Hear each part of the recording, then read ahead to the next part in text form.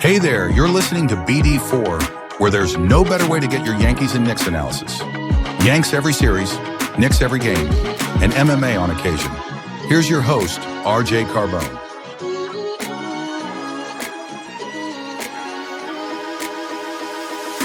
And a high drive into left center field. Stanley's going to watch another one fly. Are you kidding me? DiVincenzo a three. Bang! Bang! Knicks take a Take this chance to apologize to absolutely nobody. At the wall. See ya! See ya! See ya! Mr. Nova! Anthony for three. Bang!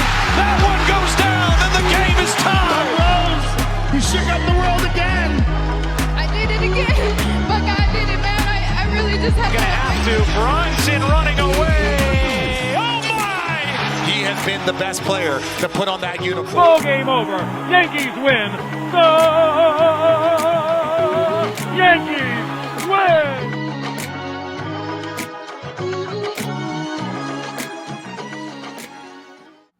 Okay, welcome to episode 906 of the podcast, everybody. We are talking Yankees Boston, previewing this wild card series with Greg from Yankee Crazy Podcast. In this episode, Greg is a recurring guest on the show. He's probably been on more than any other guest we've had. Diehard Yankees fan, knows his stuff. He has his own show that'll hop on every once in a while, Yankee Crazy Pod. That's on plenty of social media platforms. It's called Yankee Crazy Podcast, or I think you can find him on Instagram at Yankee Crazy Pod. He's on Apple Podcasts and Spotify, I believe, at Yankee Crazy Podcast. So definitely check his page out, his show out. But yes, we are having another conversation with Greg talking about these Yankees and the upcoming wild card series that we've got with Boston. So we're going to get right into that conversation that we just had. So I'm excited. We're both very excited. We're both also a little anxious and nervous because anything can happen in a 3-game wild card. And like Greg mentioned at the top here, Boston's had our number in the postseason. They have beaten us their last 3 times in the playoffs. So the Yankees are obviously trying to change that narrative, and we'll see what happens. So hope you guys enjoy the show. We talk wild card, we talk regular season, what we like, didn't like, and stuff like that, the norm. So I do hope you guys appreciate this show. But with that said, let's get right into it, where Greg from Yankee Crazy Podcast and I talk New York Yankees, Boston Red Sox. Good. Okay, give me one sec, guys.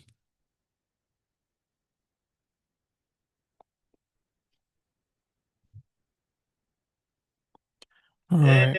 Hey, there he is. Yo, you hear me, man? What's up? What's good, man? How you doing? Oh, pretty good, man. How about you? I'm ready, bro. I'm all ready. I'm Here scared, we are but I'm again. ready. You hear me all right? Yeah, Okay. I can. All right, give me a sec. Let me just All right. settled in. Oh, man, Are you dude. recording right now?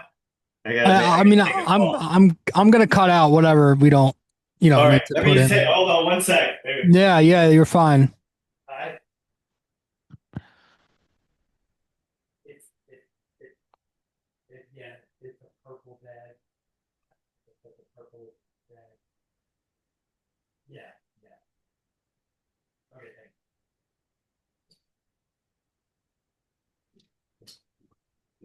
All right. Sorry about that, dude. You're good, man. Yeah, here we are. I'm Postseason ready. baseball. Are you more nervous or excited this year? I'm a little more nervous this year. It's the wild card, right? Yeah, and because it's Boston too. Yeah. I know we played them well towards the end of this season, but it's just the classic rivalry. You never know what's going to happen. How about you?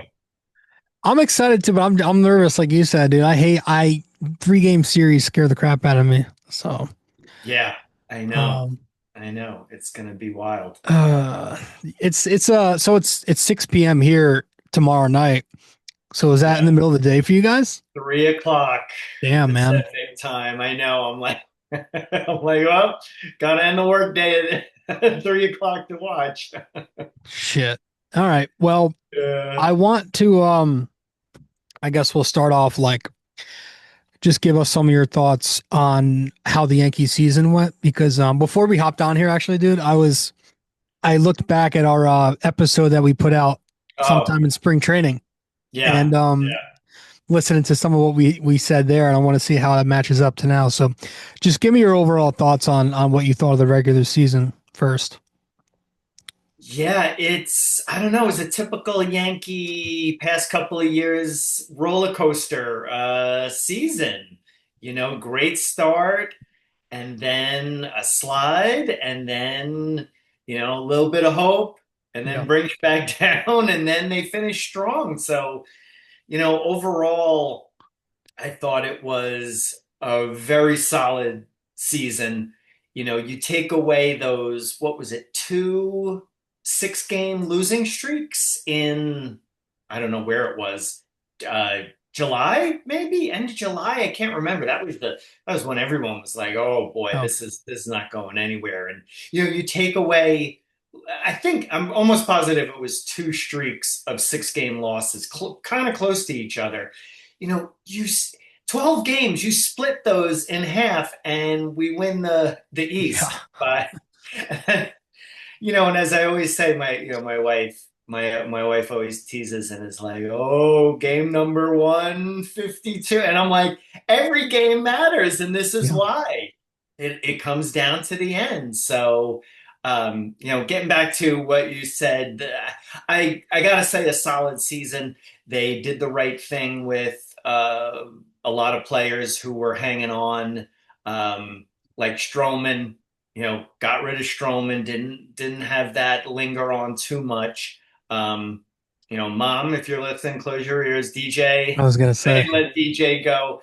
The only one who this whole season that was really up and down and was a big question mark was Volpe.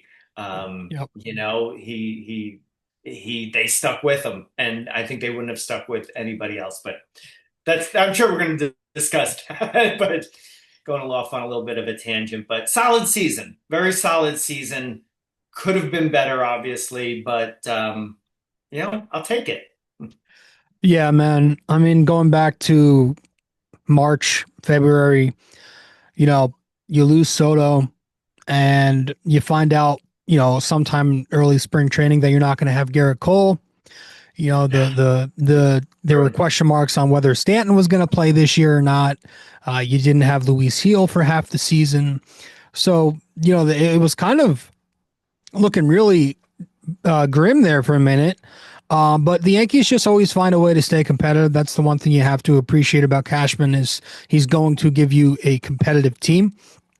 And I think he had one of his better off seasons in a long time, which says a lot after what they did last off season. But I think there are holes in this team that we're going to get into, like you said. And as far as the regular season goes, it was a predictable season. I mean, we both, when I listened to the episode that we had, we both said low 90s win total.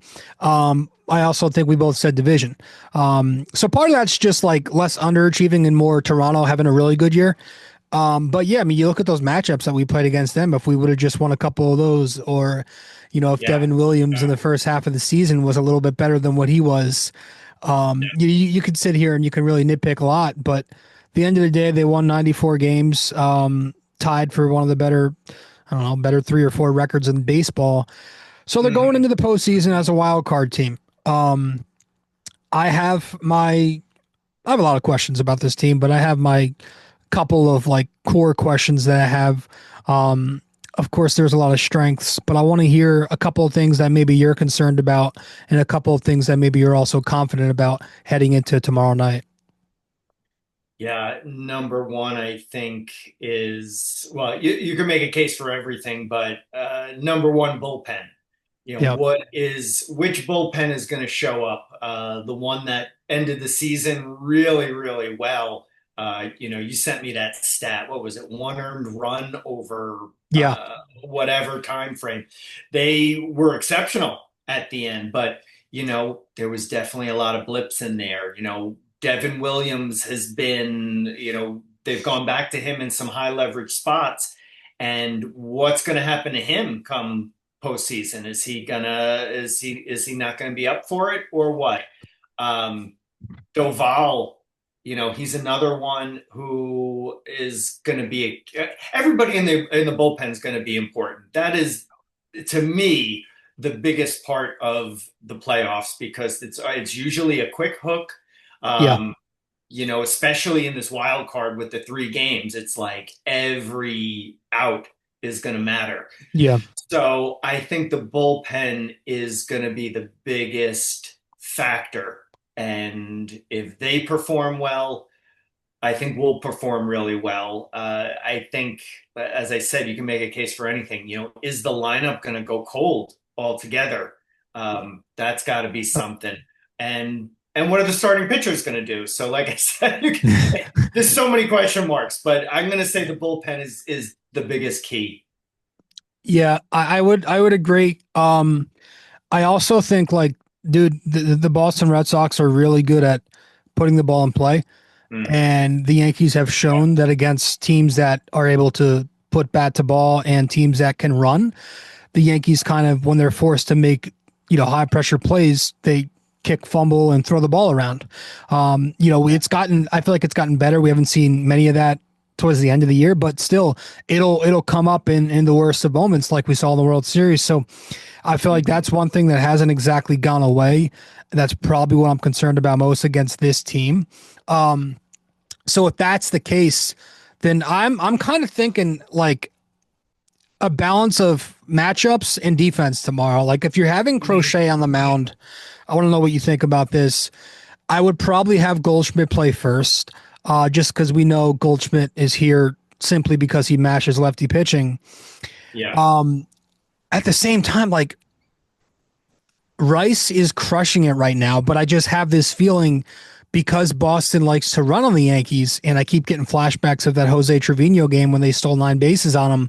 The Yankees are probably going to want a natural catcher behind the plate in Austin Wells. So I have my gut feeling, even though it sucks, says that Rice, just for tomorrow, is probably coming off the bench, once Crochet leaves the game. So I think they're going to roll with like Goldschmidt, Wells.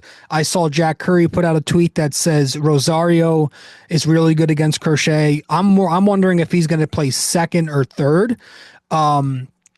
But they might want McMahon at third base because Fried, I saw a stat that Fried gets the most ground balls to the pull side. So they probably do a little bit of a balance of defense and matchups tomorrow. So I think, like going back to what I said, I think defense is going to be key against this team, just being able to field ground balls and not make mistakes, because it's a team that likes to put bat to ball and run. Yeah, they are. And like you said, a lot of the Yankees' bonehead moves are about fundamentals, and just playing sound, safe baseball comes into question with that. I agree with you on the catcher situation. Yeah. Putting Wells behind the plate tomorrow, and Goldie at first. And you got to think that, maybe Goldie has some previous experience. I'm trying to think. I'm sure he was with playoffs. He's very good historically in the playoffs. Yeah. So I think that's a good move. Rosario. So, and where is Rosario? Is he going to, I know we had talked off camera about second base, taking Jazz's spot there. Yeah. That sucks, man. Yeah. And if that's the case, it's a little bit of a head scratcher why they wouldn't have implemented that in the past 2 weeks of the season. Yeah, like give him reps. Yeah, it was trending that way, that Boston, we were going to face Boston. I know at the end it was like, you never know, it was a lot going on with that, who we were going to face. But either way, you should have had him getting some reps there. Yeah. I would be, I'd be kind of surprised of going Rosario over Jazz. Me too. Just because Jazz is, he's been, you look at what he did over 162 games that, I'm sure everybody's seen that 40-40 and obviously lefty on lefty, but you don't just take your regular second baseman out of the lineup just for a guy who might have historically some good numbers. Have him in your back pocket if you need to pinch hit, but yeah, I don't know. That's a head scratcher to me. Yeah, I feel like Jazz is not a platoon player. Jazz is just a guy who you throw out there every day. I understand what they're trying to do with Rosario, but like you said, you brought up a very good point of they should have been giving him some second base reps all this time if that's what they were planning. I don't remember him playing second base at all with the Yankees. But yeah, I think that's the plan. And then obviously you roll out, I'm assuming they're going to roll out Grisham, Judge, and Bellinger in the outfield with Stanton at DH. So nonetheless, they got a hit. This is a lineup that is very powerful, but they're going up against probably the best lefty in the game and Garrett Crochet. So it's not going to be a slugfest like they're used to. These games are going to be tight. They're going to be low scoring. So they're going to have to learn how to win behind other things, even if their offense doesn't show up. And that's why I like that you brought up the bullpen, and also we're talking about defense. But I think the bullpen, man, if they perform up to what they can do, and when this bullpen's at their best, they get a lot of swing and miss, which I think is very important on this team that has an infield that makes a lot of mistakes. So if you can have, Cruz and Williams and Weaver on their games, missing bats and keeping the ball out of play, I think that's a huge advantage against this particular matchup. Yeah, absolutely. And to go back to what you were saying about Fried getting all those ground balls, I think McMahon is a better choice. I'd rather go with the defense and, take your chances with him. Not great offensively, but I'll take his defense over that. Do you, with Crochet in the mound, do you think they're going to go Caballero at third at all? That's a good question. Because I think I could see that. Sorry, go on. What were you going to say? No, I was going to say, because I think they're going to try to bring him in the game at some point. And they're probably starting Volpe. But I think with McMahon being a lefty, I don't know how far Boone is going to go with these matchups again. But the Caballero thing is interesting to me because he could definitely play some third, I guess, if they want the righty bat there. But do you value McMahon's glove more? Because McMahon is very good at third. Yeah. And they did put Caballero in there, I forget which game this past week, to play third base. So maybe they were prepping him for that. That's a good point. It's tough, but McMahon is elite at third base, and I think that is something you got to value more than putting Caballero in there. I think, although, but then you can make a case for Caballero too, because, he's a righty, he gets on base, can wreak havoc on the base path. So I don't know. Maybe they want to do that. It's going to be interesting. There's a lot of different ways you could go there with second base and third base if they're thinking Rosario.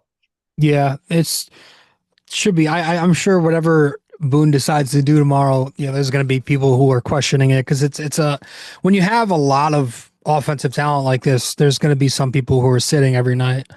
But Max Fried is getting the start tomorrow. Max Fried had a really good first regular season as a Yankee. He got off to that really hot start in the beginning of the season, kind of went cold in the middle of the summer. But then he finished his season really, really strong. And I think you couldn't ask for more going into the playoffs with Max Fried as your number one going in hot like this against the Boston lineup that I'm not going to lie. I think Boston's rotation's good. I think they've got a good back of the bullpen. I think Fried can handle that lineup. I do. There's not going to be any Rafael Devers to hit home runs off us anymore. Their number one prospect, Roman Anthony, is missing this series, so they're a little weaker. They've got some talent, but I feel like Fried's going to be able to handle that lineup. What do you think, man?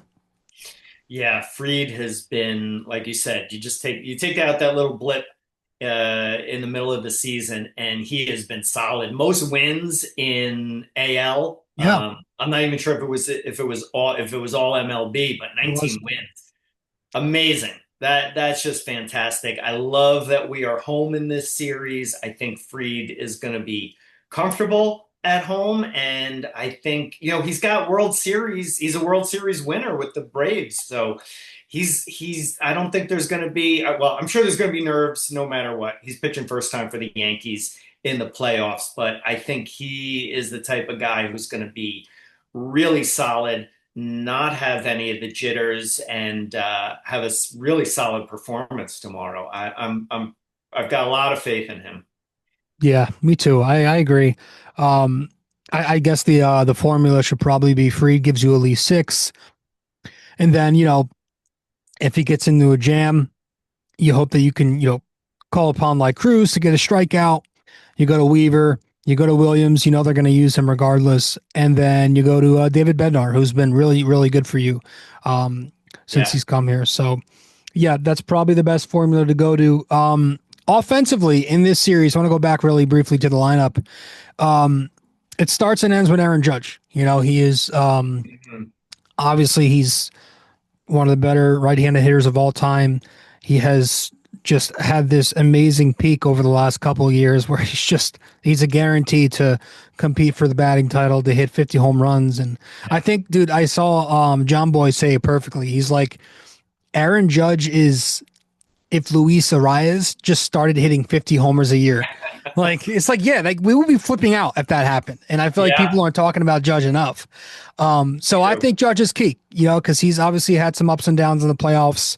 Last year, definitely better. He had some moments against Cleveland. He had the home run in the World Series. We saw some more from him, but the consistency just needs to be a whole lot better for Judge entering the postseason this year. Yeah. I'm hoping with his average up 331. Yeah. He ended up with, I think last year he was somewhere in the 280s, 285 maybe. So, you're looking at, what is that? 40 some odd points higher batting average. You hope that that's going to translate into more hits for him in the playoffs. He seems to be, I don't want to say a smarter hitter, but not always trying to do too much with the baseball. And the 50 home runs just have come. But you look at that average and it's like, it's just incredible what the guy's doing. He put up, I was looking at all the stats today, and it's like he's one of the best right-handed hitters of all time. It's insane that he's doing. And I feel like he's playing really well to end the season. And like you said, he showed some signs last year of it. And you just got to hope he's been progressing each year in the postseason and gets it done this year. He's got now he's the one with the protection as opposed to last year when it was when it had him and Soto. Now you've got Bellinger and you've got Giancarlo, who had incredible season in his limited play. So I obviously fingers crossed and can't make any predictions, but if Judge has a monster postseason, I think we're getting to the World Series. No, I agree, dude. That's what it's going to come down to. Judge hits, the Yankees will go all the way. Do you think the not having a whole week off is going to help him? Because historically he's hit in wild card series. Yeah, it's so tricky with this team, Yeah. You look at the way sometimes they would come and they would finish a series on whatever, the West Coast, have a Monday off, come back to the stadium and play Tuesday, and they're just completely flat.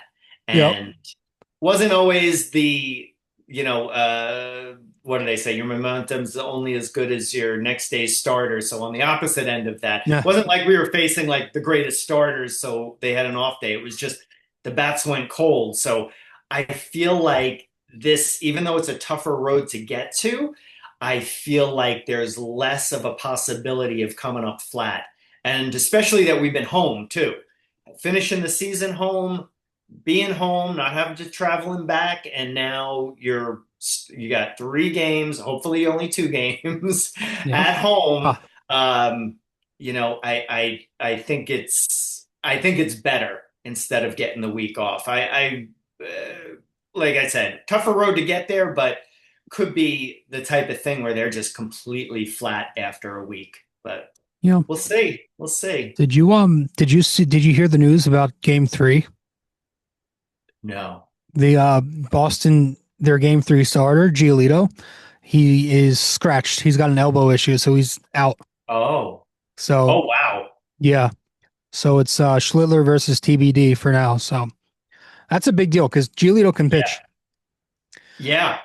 It is. Between getting Crochet and then what is it? How do you pronounce it? Bayo. Bayo. Which we got to him or his last start, but then before that he's shown that he can go through our lineup. So having TBD is much better than having their regular starter in Giolito. If you could pick a bat, an arm, somebody who might be like an X factor this postseason, who would you say that would be? Man, the X factor in this postseason.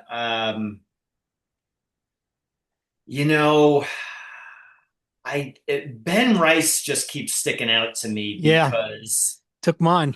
Okay. I know. No. Talk about him. He just, it's kind of crazy how he has emerged as such a great hitter. Yeah. And it's great that he's got the flexibility to catch and play first. He needs to work on both of those, but him just for his bat has been, it's been dynamic for us. So he's someone originally I was thinking Jazz because Jazz can wreak a lot of havoc on the base paths, coming off a really strong season, but there's just something about Rice that has me thinking that he's the X factor. And Goldie is great to start at first base with his defense, but Rice the other day made some nice picks. I gotta say, I don't know if it was Saturday. So he's improving there at first base. Ideally it'd be great if Wells was a righty so that you could have a righty and a lefty at catcher.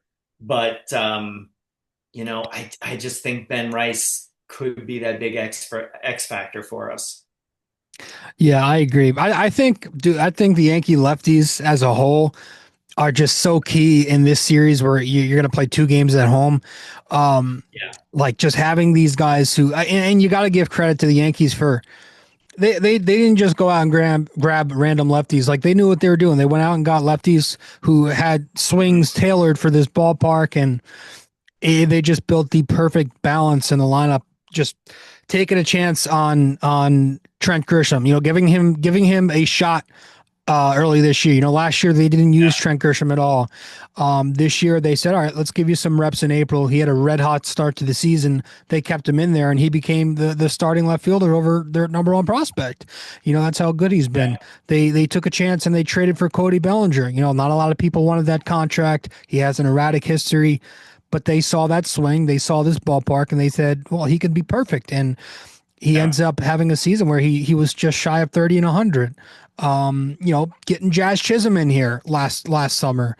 This was a guy who kind of had a reputation for being overrated and this clubhouse toxin, and the Yankees ignored all that overblown shit, and they took a chance on him, and he's athletic, he's powerful, he's been helping them. So, giving Ben Rice a shot and committing to him this season, I think was huge. They could have easily said, you came here last year, you didn't really hit much, but they saw the potential in the bat. They saw this is a kid who has a good approach at the plate, and he swings at strikes and he mashes it every time he makes contact. So I think the Yankee lefties as a whole are just going to be so key for this series to be able to, again, play 2 games in that park, with the power that these lefties have. Yeah, absolutely. I am looking forward to that. And, even McMahon hit his 20th home run to join the 20 plus Yankees doing that. And, he's a guy who doesn't hit that much. And he's the guy that I would say for the playoffs, if I was, what's his name? James Rowson, the hitting coach. Yeah. I would say just swing for the short porch. Yeah, man, that's what I was texting you. You don't hit very well anyway. Just try and hit home runs. I said that to you the other day, dude. I'm like, listen, he's a 200 hitter. Just sell out for power at this point. Like, you're a lefty. Exactly. You have that type of, you got that uppercut. You swing hard. Just at this point, pick an approach and use it.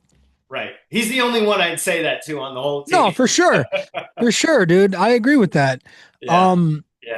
So, and that's also one of my concerns. Like, I would say I'm very confident in this lineup more than I've been in a while. But I would say the bottom of the order, like, obviously everyone's bottom of the order is a little shaky, but I think between Volpe, Wells, and McMahon, I think if you can't have all 3 off, you got to have one of those guys hitting. And I think that right there could be a kind of overlooked factor in this series. If you have all 3 of those guys, not doing much for you, that's a big problem. But if you have one guy clicking, that's the difference between going home early and getting to the divisional round. Yeah, and with Volpe, he showed some really nice signs that last week of the season of coming around and hitting the ball better. And I was kind of shocked that they didn't give him a day off somewhere in there. Like, Friday or Saturday, put Caballero in there, because he's shown that with a little bit of rest, he is producing much better. So obviously today being the day off, he gets a day off, but I still would have given him another game in there, because it's a long season that these guys got to play. And, if a guy gets a little rest and can perform better, why not? That being said, if, between him, Wells, and McMahon, even Wells has shown a little bit of signs of hitting a little bit better. And then you hope that McMahon just can get you a couple of hits, or maybe he listens to us and swings for the fence, gives you some clutch home run. Or Rosario. We'll see what happens there. Rosario. Put him in. So, but that bottom of the order is the only area that's like, you got to get some production there. Right. What else did I want to bring up? Let's see. I'm looking up my notes really quickly here. So it's Fried game 1, game 2 at Fenway Park. You're going to have, obviously, Bayo for them, Carlos Rodon. Carlos Rodon has had such a interesting Yankees career, because it started off so rough. He had the back injury, comes into camp, not really in the best shape, out for a while, struggles. He had some run-ins with Yankee coaching staff. He flips off the fans of the crowd as he's walking off the mound. And then, it was so bad. He had to like find a cabin in the woods in the offseason and isolate himself. Comes back next year, pitches very well. A solid year, had an okay postseason, some good, some bad. But this year, I feel like the 3rd year of his contract, he's really kind of blossomed into what the Yankees hoped they could get. So some thoughts on Rodon's season and your confidence in him going into game 2. Yeah, a lot more confidence in him this year. I think they said, we've talked about this in years past. When he first came over here, he was fastball slider. Yes, I was just going to say that. Now he's added more pitches to his repertoire. Looks more confident, looks more relaxed here. He can grow a beard now, Yeah. so he likes that.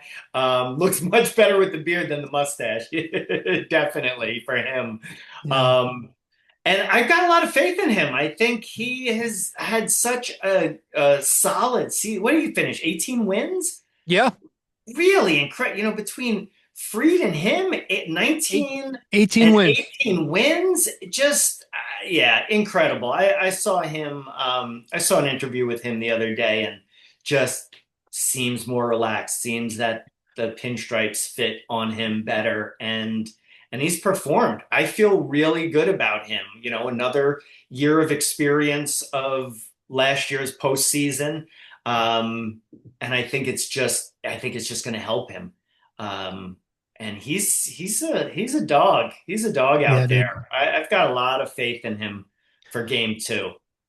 Me too, man. I'm happy for him. I just hope he comes through, because I think we're all pulling for him at this point. Yeah, like you said about the pitch mix, that's been night and day. Because when he first came here, yeah, fastball, slider, it was very predictable. There's only so many back foot sliders you could throw to right-handed hitters. And now he's got that changeup that's become a huge pitch for him. It's something that goes away from a righty, and he'll mix in a sinker. He'll drop the curveball in occasionally for strikes. So he just has, he's still obviously going to rely fastball slider, but he's got something else to lean into. And that changeup's really become a weapon for him. That's been the key to me. So having Rodon pitch like the ace that they paid him to be is huge. Him and Fried they can go toe to toe with anybody's 1-2 punch. And then game 3, Cam Schlittler, we'll touch on him before we wrap this up. Cam Schlittler had a hell of a rookie season, like we talked about the other day, comes out of nowhere and just blows a lot of us away. Kind of reminded me of Luis Severino when he first came up, and like Luis Hill, like he just comes up and he really thrived.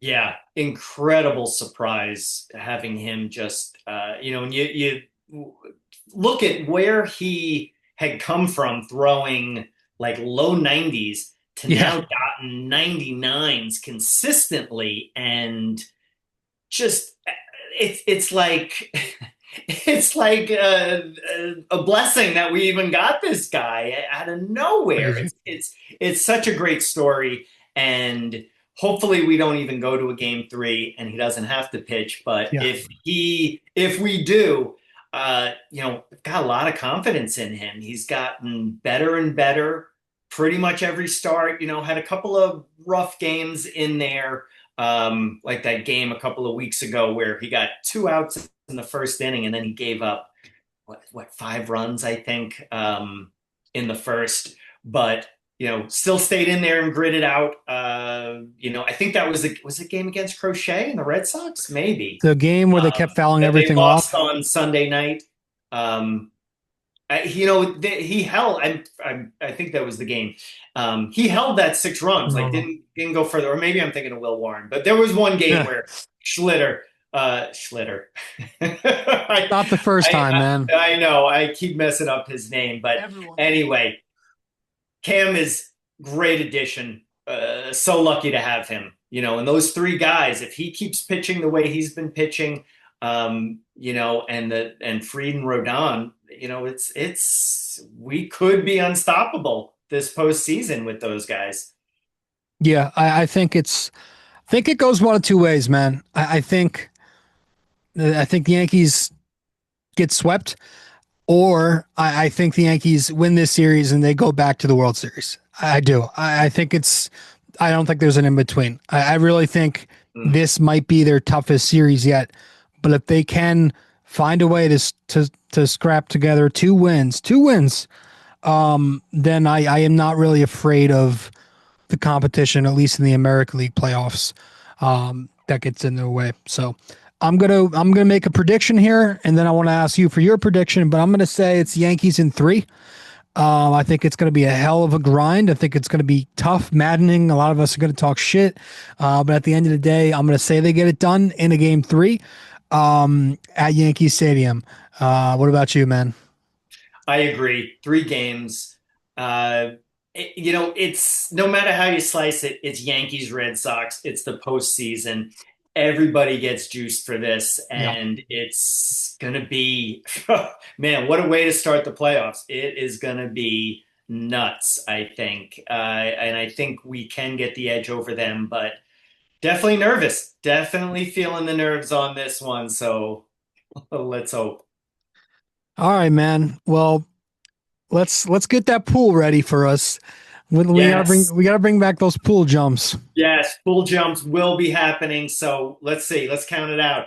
2. We got to win 2 for the wild card. Then 2. The next series is 3, right? It goes 2, 3, 2, then obviously 3, 4 and 4. 4. So what? Wait. 4, 8, 9, 10, 11, 12, 13 wins. 13. All right, 13 pool jumps. Let's hope that is the case. Yeah. And let's hope we get Giancarlo back to where he was last postseason too. That's what I'm hoping for. Let's keep him going. Oh, and if anybody doesn't know, you got to come follow me on social media, because after every playoff win last year, I jumped in my pool like a maniac. So that's what we're talking about. I should have probably gave some context there. Appreciate you, man. Yes, thanks, Rob. Always awesome. We will be communicating all this postseason, and hopefully it's a long one. All right. Appreciate you all tuning in. That'll be it for episode 906. See you soon. Go Yanks. Let's win. Well, if you made it this far, that means you listened to or watched the entire episode. Thank you. Just remember to follow, subscribe, download, rate and review, and all that fun stuff to help out the podcast. And I will see you in the next episode of BD4.